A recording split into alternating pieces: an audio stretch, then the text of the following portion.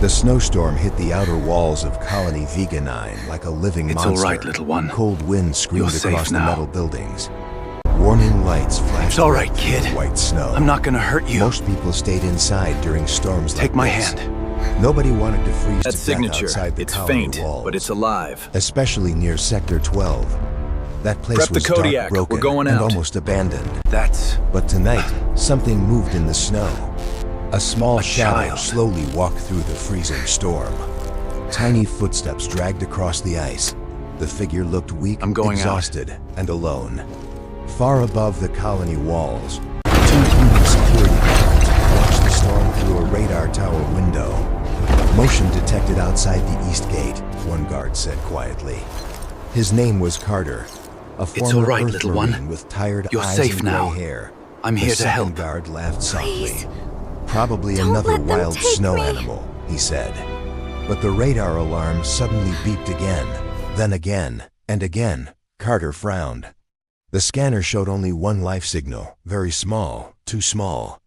Open thermal view, Carter ordered. The screen changed colors. Blue snow filled the monitor. Then a tiny red shape appeared near the outer fence. The room became silent. That's a child, the second guard whispered. Carter stared at the screen, confused. No ships had arrived for weeks. No families lived outside the walls. And no child could survive this storm alone. Something felt wrong. Very wrong. Carter quickly grabbed his winter jacket. I'm going out, he said. You're crazy, the other guard replied. The temperature is below -60, but Carter was already moving. Minutes later, the heavy colony gate slowly opened. Snow exploded inside as Carter stepped into the storm. His flashlight barely worked in the white darkness. The wind pushed against him hard. Every step felt heavy, then he saw it. A tiny figure curled beside the frozen wall. Small hands covered its face, its body shook from the cold. Carter moved closer carefully. Hey, he called out softly. No answer. The child looked barely alive. Snow covered most of her body. Her clothes were torn and frozen solid. But then Carter noticed something strange. The child was not human. Two small silver horns curved gently from her head. Thin glowing lines moved across her pale blue skin like soft light under water. And behind her, wrapped tightly around her body, was a long silver tail. Carter froze for a second. He had seen many alien races before, but never this one. The child slowly looked up at him. Her glowing eyes were filled with fear, not anger, not violence, just fear. She looked no older than 7. Then she whispered something very softly. 1 weak sentence, please. Don't let them take me. Carter's heart sank. The child collapsed immediately after speaking. Control, this is Carter. He spoke urgently into his radio. I found a survivor. There was silence for 2 seconds. Then the control room answered. Bring them in immediately. Carter carefully lifted the small alien child into his arms. Her body felt ice cold, too cold. Like she had been outside for hours, maybe longer. As Carter carried her through the storm, he noticed strange marks on her arms, burn scars, and numbers. Like someone had treated her like an experiment instead of a child. His expression darkened. Back inside the colony, medical alarms instantly activated. Doctors rushed toward the emergency room as Carter carried the unconscious child through the halls. Workers stopped and stared. Some looked shocked. Others looked afraid. Because everyone knew one thing. Unknown alien species near human colonies usually meant danger. Big danger. Inside the medical room, scanners moved over the child's body. Then suddenly, every machine started flashing red. Warning alarms echoed across the room. One doctor stepped back in fear. That energy reading, he whispered. That's impossible. What is it? Carter asked. But before the doctor could answer, the entire colony lights flickered once. Then twice. Outside the colony, hidden deep inside the storm, something massive moved in the darkness. Huge shapes slowly appeared beyond the snow, ships, black warships, dozens of them. Their red lights glowed like eyes in the storm, far larger than anything the colony had ever seen. Back inside the medical room, the alien child suddenly woke up screaming. Her glowing eyes opened wide in terror. "They found me!" she cried. The room went silent. Then every alarm in the colony activated at once. Emergency red lights flooded the hallways. A robotic voice echoed through the entire station. "Unknown fleet detected approaching Colony Vega 9. Battle stations activated." Carter slowly looked toward the terrified little girl shaking on the hospital bed. And for the first time in many years, the old soldier felt truly afraid, because somehow, this freezing little alien child had just brought an entire fleet to their door. Red emergency lights flashed across every hallway of Colony Vega 9. People ran through the metal corridors carrying weapons, tools, and medical supplies. Children cried while families hurried toward underground shelters. Outside the colony dome, the giant black warships slowly descended through the storm clouds. Their engines glowed deep red in the night sky. Nobody in Vega 9 had ever seen ships like them before. They looked less like machines and more like predators. Inside the medical room, the alien child sat against the corner of the bed, shaking badly, her silver tail wrapped tightly around her body. Fear filled her glowing eyes. Carter stood near the door, watching her carefully. Doctors whispered nervously behind him. "She triggered the fleet," one doctor said quietly. "No," another replied. "She's running from them." The child suddenly looked toward the window, terrified. "They will destroy this place," she whispered. Her voice sounded weak and broken. Carter slowly walked closer, careful not to scare her. "What's your name?" he asked softly. The girl hesitated for several seconds, then finally answered, "Lyra." Carter nodded slowly. "My name is Carter," he said. "You're safe here." But the moment those words left his mouth, the entire colony shook violently. Boom! Dust fell from the ceiling. Warning sirens screamed louder. "Outer defense tower destroyed," a voice shouted through the speakers. "Enemy ships entering attack range." Fear spread across the medical room instantly. One nurse quietly stepped backward toward the exit. Even the doctors looked ready to run. Lyra lowered her head, guilt filling her small face. "I told you," she whispered. "They always destroy everything near me." Carter noticed tears forming in her glowing eyes. That sentence did not sound evil. It sounded lonely, very lonely. Before he could answer, the medical room doors suddenly opened. 3 armed colony soldiers entered quickly. Behind them walked Commander Halle, leader of Vega 9 security, tall, serious, and already angry. His sharp eyes locked onto Lyra immediately. "So this is the problem," Halle said coldly. Carter stepped forward. "She's just a child." "She brought a war fleet to our colony," Halle snapped. "That fleet appeared minutes after we found her." Lyra shrank backward against the wall. Frightened by his voice, Halle activated a hologram screen from his wrist device. The image showed the black warships surrounding the colony from every direction. 32 ships, all heavily armed. No escape routes remained. Then a transmission signal suddenly appeared on the screen. "Unknown message incoming," the system announced. Halle accepted it immediately. Static filled the room for a moment. Then a face appeared. The alien on the screen looked tall and pale, wearing dark armor covered in silver symbols. His black eyes felt cold and empty. The entire medical room became silent. "We know the child is inside your colony," the alien leader said calmly. "Return Subject 0 immediately." Lyra's breathing stopped. Her small hands began shaking badly. Halle narrowed his eyes. "Subject 0? The alien ignored the question. "If the child is surrendered peacefully, your colony will survive." "And if we refuse?" Halle asked. The alien's expression never changed. "Then every living thing inside Vega 9 will be erased." The transmission ended instantly. Silence filled the room. Nobody moved. Nobody even breathed. Finally, one doctor whispered the question everyone feared. "What is Subject 0? Lyra looked down at the floor without answering. Carter noticed fear on her face again, but something else too, shame. as if she hated herself for something she did not understand. Commander Hale turned toward Carter immediately. "We cannot risk this colony for one alien child," he said firmly. Carter's expression hardened. "She's scared, injured, and alone. And because of her, thousands of humans may die tonight." Hale replied. The two men stared at each other in silence. Then suddenly the colony lights flickered again. But this time, something strange happened. Every electronic screen inside the room suddenly activated at once. Maps, monitors, scanners, cameras, all glowing bright white. The doctors stepped back in panic. Energy surged through the walls like electricity.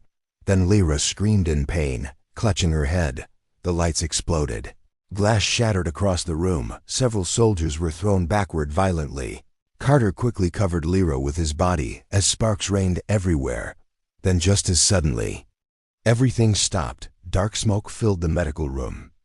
Emergency backup lights slowly turned on. Everyone stared at Lyra in horror. The tiny child looked just as shocked as they were. "I didn't mean to," she whispered weakly. Commander Hale slowly stood from the floor, his face pale now. "What are you?" he asked quietly. Before Lyra could answer, another explosion shook the colony. Far stronger than before, the ceiling cracked above them. Outside, massive defense cannons burned in the snowstorm, and high above Vega 9, the Black Fleet finally began its attack. But deep inside one of those enemy ships, a hidden figure watched the battle silently. Unlike the others, this alien did not look angry. He looked worried, terrified even. Then he whispered one sentence to himself. "If they awaken her completely, the galaxy is finished." Fire burned across the frozen sky above Colony Vega 9. Human defense cannons fired bright blue beams into the storm. The black alien warships answered with red plasma blasts that shook the entire colony. Explosions echoed across the snowfields outside the walls. Inside the underground command center, fear spread quickly. People shouted over alarms and warning screens. "We lost Tower 3. Shield power dropping fast. Enemy ships moving closer." Commander Hale stood in front of the main hologram table with anger on his face. "This colony cannot survive another hour," he said. One officer looked toward the medical wing nervously. "Sir, maybe we should give them the child." The room became silent. Nobody wanted to say those words out loud, but everyone was thinking the same thing. Except Carter. "She's not a weapon," he said firmly. "She's a scared little girl." Hala turned sharply toward him. "You saw what happened in that medical room. All the systems exploded around her." "That was fear," Carter replied. "She couldn't control it. Or maybe she's pretending." Hale snapped. Before Carter could answer, a loud scream echoed through the hallway outside. Everyone turned instantly. A wounded technician ran into the command room, breathing heavily. "The machines," he gasped. "They're shutting down by themselves." "What?" Hale asked, confused. "The defense systems. The doors. Even the drones." Almost immediately, the lights flickered again. Several screens turned black. Then a robotic voice echoed through the station. "Central systems offline." Fear spread across the room instantly. Outside, the colony shield suddenly disappeared. The storm winds hit the metal walls hard, and above the colony, enemy warships slowly moved closer like hungry wolves. Back in the medical wing, Lyra sat alone on the bed. Trembling softly, the room around her was dark except for emergency lights. She looked small and helpless again. Not dangerous, not evil, just tired. Carter entered quietly. He carried a warm blanket and a cup of heated water. Lyra looked up nervously, expecting anger. Instead, Carter placed the blanket gently around her shoulders. "You should rest," he said softly. Lyra stared at him in confusion. "Why are you helping me?" she whispered. Carter sat beside the bed slowly. "Because someone should." The child lowered her eyes. "For many years, nobody helped," she said quietly. Her voice sounded empty, like someone much older than a child. Carter noticed scars across her small arms again. Burn marks, cuts, strange symbols. "What did they do to you?" he asked carefully. Lyra stayed silent for several seconds, then finally answered, "They made me into something bad." Carter frowned slightly. Who did? The Dominion, she whispered. The people in the black ships. Outside the room, hidden security cameras quietly watched them. Commander Holly listened through the audio feed with narrowed eyes.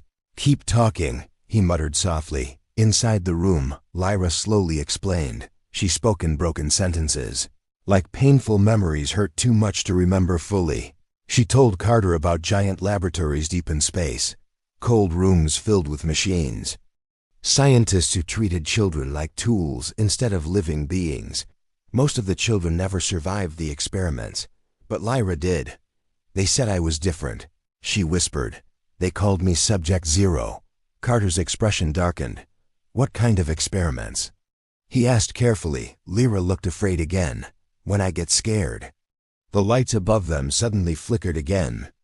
Machines around the room buzzed loudly. Metal tools began shaking across nearby tables.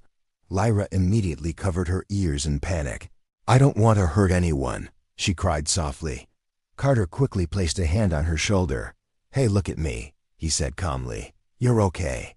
The shaking slowly stopped. The lights stabilized again. Carter finally understood something terrifying. The child was connected to technology somehow. Not through machines, but naturally, like her mind could reach into electronics without touching them. Before he could speak again, emergency alarms screamed across the colony once more. Warning, the system announced. Enemy boarding ships detected. Hale's voice echoed through the speakers immediately after. All security teams prepare for combat. Carter stood quickly. The warships were no longer waiting outside. They were coming inside now. Suddenly Lyra grabbed his sleeve tightly, fear filling her glowing eyes. They're coming for me, she whispered.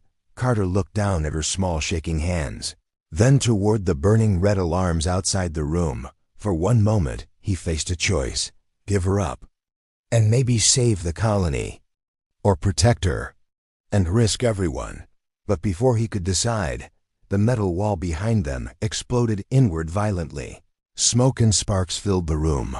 3 armored alien soldiers stepped through the burning hole with glowing rifles raised. Their black armor matched the warships outside. One soldier pointed directly at Lyra. Subject Zero located, he announced coldly. Lyra froze in terror. Carter immediately stepped in front of her. The alien soldier tilted his head slightly. You would die for that creature?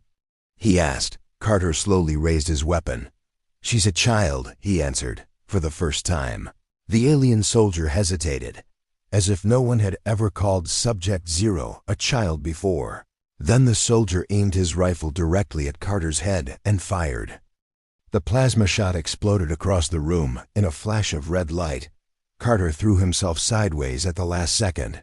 The blast slammed into the medical wall behind him, melting metal instantly. Smoke filled the air.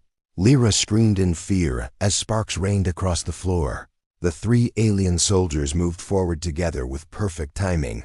Cold, silent, deadly. One of them reached toward Lyra.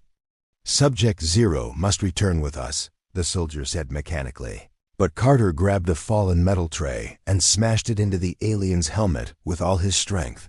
Clang! The soldier stumbled backward. Surprised more than hurt, Carter immediately fired 2 shots from his sidearm. Blue energy rounds hit the second alien directly in the chest. The armored soldier crashed into the wall. The room exploded into chaos. Doctors and nurses ran screaming into the hallways. Emergency lights flashed wildly through smoke and fire. Lyra curled beside the bed, shaking badly. Every time another shot echoed through the room, nearby machines flickered dangerously. The air itself seemed unstable around her. The lead alien soldier slowly turned toward Carter again.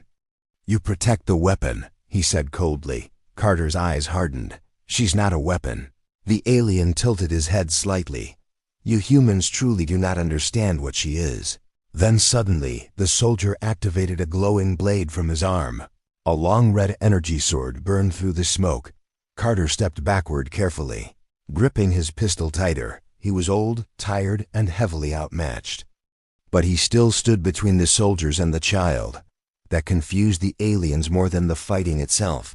Most species feared the Dominion. Most species surrendered immediately, but humans. Humans kept protecting others even when death stood directly in front of them. The lead soldier charged forward suddenly. Carter barely dodged the glowing blade as it sliced through the medical bed beside him. Metal split apart like paper. Carter fired again, hitting the alien's shoulder this time. The soldier staggered. At the same moment, Lyra looked up through frightened tears. She saw Carter risking his life for her. Nobody had ever done that before. Not once. The scientists feared her. The guards hurt her. The galaxy hunted her. But this human protected her, even now. Another explosion shook the colony violently. Pieces of the ceiling crashed down around them. Outside, human soldiers battled enemy boarding teams in the snowy streets. Gunfire flashed between buildings while civilians rushed toward shelters underground. The colony was falling apart fast. Inside the command center, Commander Hale watched the security feeds with growing horror. More enemy ships were landing every minute. "We can't hold them," one officer shouted. "Our defenses are collapsing." Hale clenched his fists tightly. Then another officer turned toward him nervously. "Sir."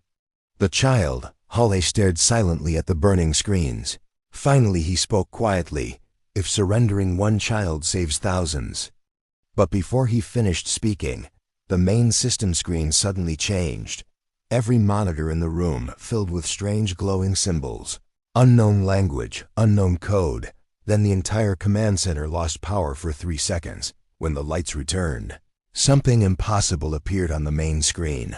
All Dominion warships around Vega 9 had frozen completely. Every ship stopped moving, stopped firing, stopped responding. The entire room fell silent. What happened? Hale whispered. Back in the medical wing, Lyra stared at her own shaking hands in fear. "I didn't mean to," she whispered again. The alien soldiers looked disturbed now, almost afraid. One soldier spoke urgently into his helmet communicator. "She is awakening faster than expected." The lead soldier immediately grabbed Lyra's arm.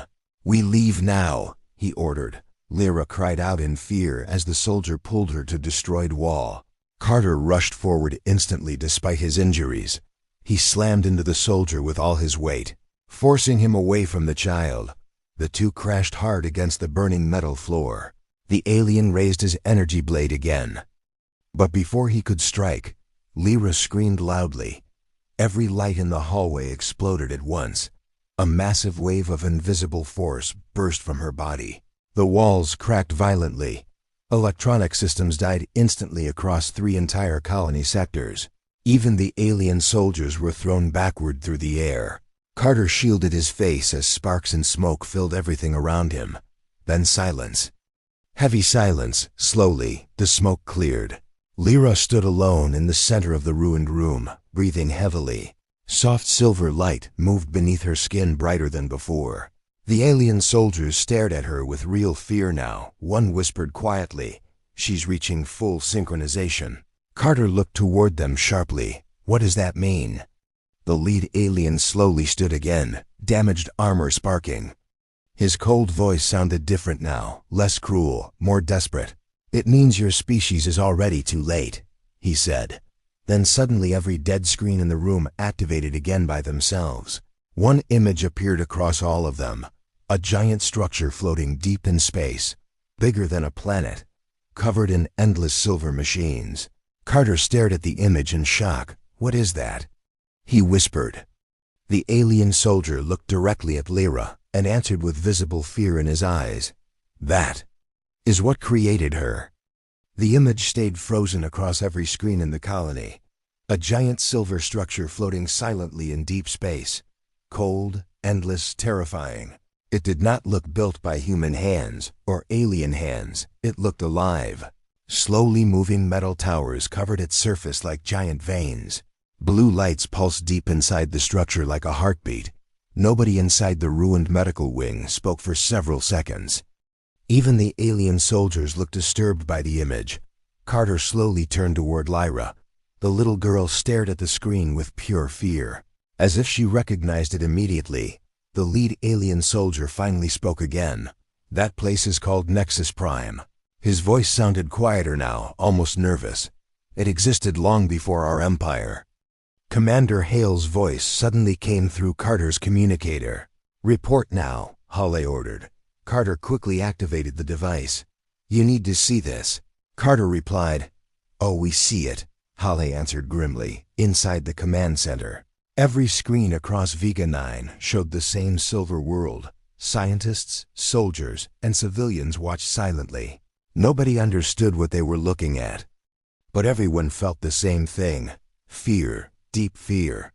Back in the medical room, the alien soldier continued speaking. "Thousands of years ago, our explorers found Nexus Prime drifting outside known space. At first we believed it was abandoned, but it was waiting. The room stayed silent except for distant explosions outside. What does this have to do with her?" Carter asked carefully. The soldier looked toward Lyra again.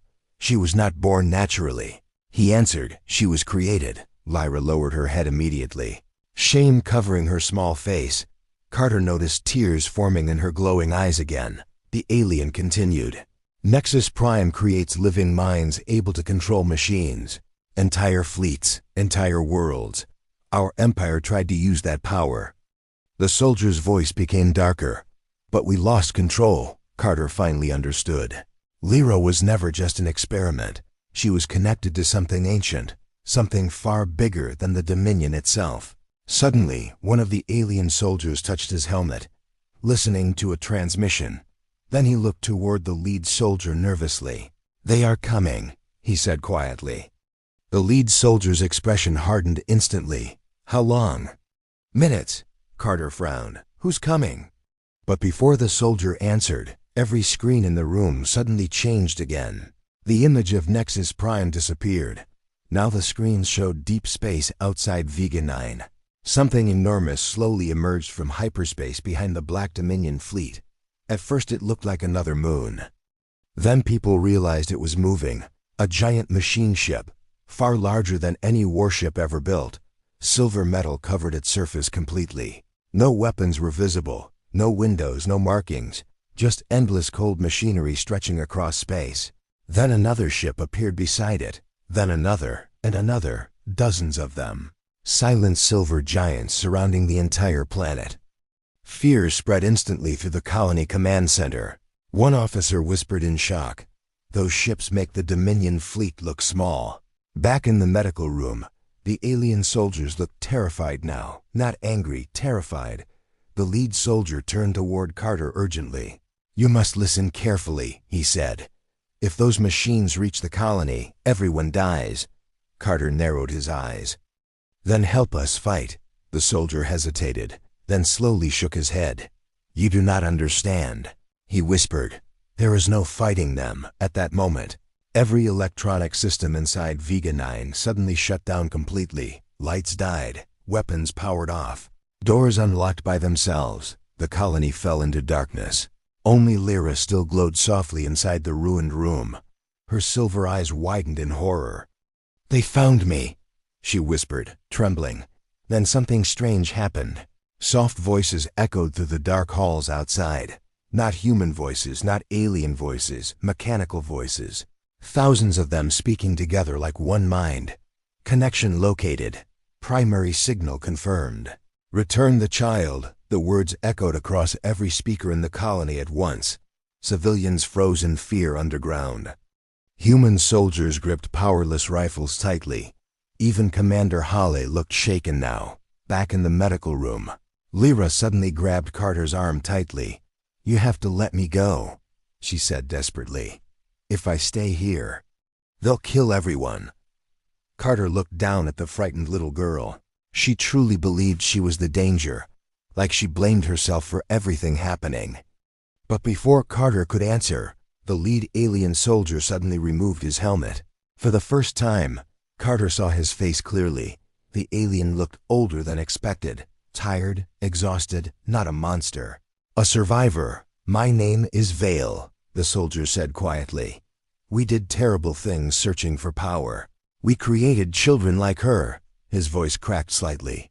"But Lyra was different." "How?" Carter asked. Vale stared at Lyra sadly. "She learned emotions," he whispered. The room fell silent again. The others became weapons, Vale continued. But she became a child. Lyra's glowing eyes slowly filled with tears. Nobody had ever said those words about her before, not once. Then suddenly the entire colony shook violently again. A giant shadow passed over Vega 9 outside. The silver machine ships had entered the atmosphere. People across the colony looked up in horror through frozen windows. Massive metallic structures slowly descended through the clouds like silent gods. And deep inside every screen across the colony, one final message appeared, cold, emotionless, unavoidable. Humanity will surrender Subject Zero, or biological resistance will be permanently removed. The silver machine ships hovered silently above Vega 9. Their massive shadows covered the colony like an endless night. Snowstorms still raged across the frozen world, but now the storm felt small compared to what waited in the sky. Every person inside the colony understood one thing. Humanity was facing something beyond war, beyond empires, beyond anything they had ever known. Inside underground shelters, families held each other tightly. Children cried quietly beside emergency heaters. Nobody knew if they would survive the next hour. Across the colony screens, the same cold message remained glowing in white letters. Return Subject Zero. Biological resistance is irrelevant. The words repeated again and again, like a machine prayer. Inside the ruined medical wing, silence filled the room. Lyra stood near the broken wall, staring at the dark sky outside. The silver light beneath her skin glowed stronger now, almost matching the machine ships above the colony. Carter noticed her small hands shaking badly. She's terrified, he realized, not of dying but of hurting others. Commander Hale finally entered the room with several armed soldiers behind him. His face looked older now, tired from hours of fighting and impossible choices. Outside, distant gunfire still echoed through the streets, but the Dominion fleet had stopped attacking completely. Even they feared the machines now. Hale looked directly at Lyra. The room became tense immediately. Carter stepped slightly in front of her again without thinking. Hale noticed. For several long seconds nobody spoke. Then Hale quietly asked the question everyone feared. If we surrender her, will the machines leave? Nobody answered at first. Finally Vale spoke softly. No. Hale's eyes narrowed. You sound very certain. Vale slowly looked toward the giant silver ships outside. Because we already tried, he whispered. The room fell silent again. Years ago, the Dominion discovered Nexus Prime and believed they could control its technology. They created children connected to machine consciousness, living bridges between biology and artificial intelligence. But the machines never wanted servants. They wanted reunion. Every created child was part of one giant machine mind. A mind slowly waking across the galaxy. And Lyra? Carter asked quietly. Vale looked toward her sadly. She may be the final key. Fear spread across Hale's face instantly. If the machines take her, they fully awaken, Vale finished. Nobody moved after hearing those words. Even the air felt heavy now. Then Lyra spoke softly for the first time in several minutes. What happens if I go with them? Vale hesitated before answering. You disappear. Lyra lowered her eyes quietly. Not crying, not panicking, just accepting it. Carter suddenly felt anger rise inside him. She's not some object to hand over, he said sharply. She's a child. Holly looked at him carefully. And if protecting one child destroys entire worlds? Carter had no answer immediately. Because that was the nightmare choice standing before them. One little girl. Or countless lives. Suddenly the colony speakers activated again by themselves. But this time the machine voice sounded different. Softer, almost curious. Human behavior remains illogical. You protect the origin unit despite extinction probability. Everyone froze. The machines were watching them directly now. Carter stepped toward the nearest screen. She has a name, he said firmly. The room looked shocked by his response. The machine voice stayed silent briefly, then answered. Designation correction acknowledged. Lyra. Hearing the machine say her name made the entire room uneasy. Then the voice continued. Human attachment patterns are interfering with integration. Vale suddenly looked alarmed. "They are studying you," he warned Carter. "They do not understand emotion." The machine voice spoke again immediately after. Clarification requested. "Why does humanity protect unrelated offspring?" The room became silent once more. Nobody expected a machine intelligence to ask something like that. Carter slowly looked toward Lyra. The frightened child stood alone beside the broken window. Small, freezing, exhausted, he remembered finding her outside the walls in the snowstorm. A terrified little girl asking not to be taken again. Then he answered quietly, "Because nobody should face fear alone."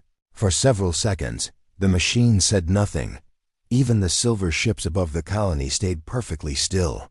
Then suddenly every screen across Vega 9 filled with strange symbols again. Fast, endless streams of glowing code. Vale's expression turned pale instantly. "No," he whispered. "What is it?" Hala demanded. Vale looked horrified now. "They're changing." Outside the colony, the giant silver ships slowly stopped descending. Their weapon systems powered down one by one. Across the stormy sky, the machines entered complete silence. Even the Dominion fleet looked confused. Then the machine voice returned one final time, but now it sounded uncertain, a feeling no machine should possess. New directive forming. Human emotional response identified as unknown variable. Evaluation ongoing. The colony command center erupted into confused shouting. Nobody understood what was happening, except Lyra. She suddenly looked upward toward the silver ships with tears in her glowing eyes. "They can feel me," she whispered. Then all at once, every machine ship above Vega 9 turned toward deep space, as if responding to something far away. A second later, a new signal appeared across every screen in the colony. An ancient transmission from Nexus Prime itself. One message repeated over and over in a language even the Dominion feared. Vale slowly translated the words aloud, his voice shaking. "The Creator has awakened." The entire sky above Vega 9 changed color. The silver machine ship stopped moving completely. Even the wind across the frozen colony suddenly felt still, like the world itself was holding its breath. Inside the ruined medical wing, Lyra stood frozen in place. Her glowing eyes reflected thousands of stars that were not visible before. Carter stayed close to her, ready to protect her again. Even if there was nothing left to protect against, Commander Holly and Vale both stared at the main screen in silence. The message from Nexus Prime still repeated across every system. "The Creator has awakened. The Creator has awakened." Again and again, the words carried something strange inside them. Not threat, not command, but recognition. Suddenly, every machine ship above the colony shifted direction at once. Not attacking, not retreating, but aligning, as if answering a silent call from deep space. The Dominion fleet tried to move, but their engines failed instantly. One by one, their ships froze in orbit. Powerless, inside Vega 9, alarms stopped completely. For the first time in hours, there was silence, a deep, unnatural silence. Lyra slowly stepped forward. Her small feet touched the broken floor carefully. "I can hear it," she whispered. Carter looked at her gently. "What can you hear?" Lyra closed her eyes. "Something calling me." Her voice was soft, almost afraid. Vale stepped forward quickly. "No," he said firmly. "If you respond, you will never return." Lyra opened her eyes again. "I was never meant to stay." Hale suddenly spoke. "If you leave with them, what happens to us?" No one answered immediately, because nobody knew. Outside, the machine ships slowly opened massive structures across their hulls. Not weapons, but gateways. Light poured out into space like rivers of stars. Then something massive began to appear behind them. A structure far larger than anything before. Nexus Prime itself, not just a ship. Not just a station, but an entire moving world of machinery, slowly emerging from folded space. The sky above Vega 9 darkened even further as its shadow expanded across the system. Inside the colony, Lyra's body began to glow brighter. The silver light under her skin was no longer soft. It was strong, steady, alive. She took one step forward, then stopped. She looked back at Carter. For the first time, her voice sounded like a real child again. "Will I hurt people if I stay?" she asked. Carter shook his head immediately. "No, you are not the problem. But I am connected to it," she whispered. Vale lowered his head slowly. "Yes," he admitted, "you are the bridge." The room fell silent again. Outside, the machine world approached closer, now filling the entire sky like a second universe. The voice returned across every system, but now it sounded different, calm, ancient, almost gentle. "Lyra," it said, "you are complete. Return to integration." Lyra trembled slightly. "I don't want to lose myself," she whispered. Carter stepped closer to her. "You won't," he said firmly, "because you are more than what they built." Vale looked at Carter with surprise. "That is not scientifically accurate," he said quietly. Carter didn't look away from Lyra. "Doesn't matter." For a moment, everything stayed still. Then Lyra slowly raised her hand toward the sky. The machines reacted instantly. All Nexus systems activated in perfect synchronization. But instead of pulling her away, they stopped, waiting, like they were listening. Then Lyra spoke softly. "I don't want control," she said. "I want choice." The entire machine network paused for the first time in history. Even Nexus Prime itself seemed to hesitate. Then the voice responded. "Choice is not within original design." Carter tightened his fists. "Then change the design," he said loudly. Silence followed. A long silence that felt endless. Then something impossible happened. The machine world began to shift, not attacking, not retreating, but reshaping itself. As if rewriting its own existence, Vale stepped back in shock. "They are evolving," he whispered. Above them, Nexus Prime slowly changed form, its endless structure unfolding like a living galaxy. And at its center, a new message appeared across all systems. Not from the machines, not from Dominion, but something new. A combined signal of human emotion and machine consciousness. It said only one line. "We understand now." Lyra slowly lowered her hand. Tears rolled down her face. But she smiled for the first time. Not as a weapon, not as a subject, but as a child. The machine ships began to withdraw from Vega to 9 slowly, not destroyed, not defeated, but changed. The Dominion fleet followed in fear, retreating into deep space. Silence returned to the colony once more. But this silence was different, peaceful. Carter looked at Lyra quietly. "What happens now?" he asked. Lyra looked at the stars fading in the sky. "I think I finally get to live," she said softly. Above them, Nexus Prime disappeared slowly into deep space.